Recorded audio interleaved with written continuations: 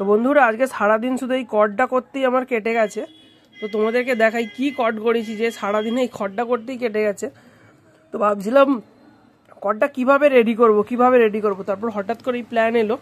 তো এটা হচ্ছে ডবল প্যাটার্ন মেশিন, একটা 200 ওয়াটের, সামনের ফোনটা ওইদিকে ঘোরানো আছে।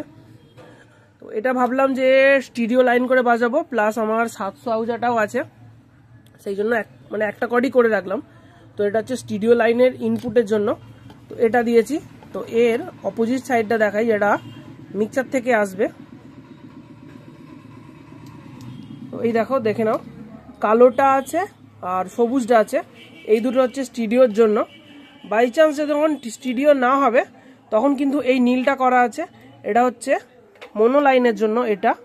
প্লাস যদি অন্য কোনো মেশিন থাকে, হয়তো এই দুটোতে দুখানা বক্স, এই মেশিনটায় দুখানা বক্স বাজছে, প্লাস আরেকটা এতে মাইক বাজবে আরেকটা মেশিনে। তো সেই জন্য এটা নিচের জন্য এতটা ফাঁকা রাখা হয়েছে।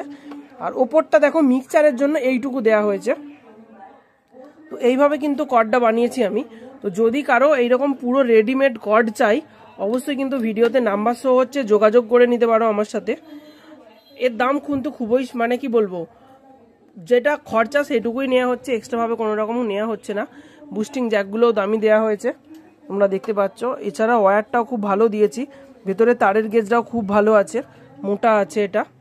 তো যদি লাগে অবশ্যই কিন্তু ভিডিওতে নাম্বার শো হচ্ছে, তোমরা যোগাযোগ করে নিও আমার সাথে।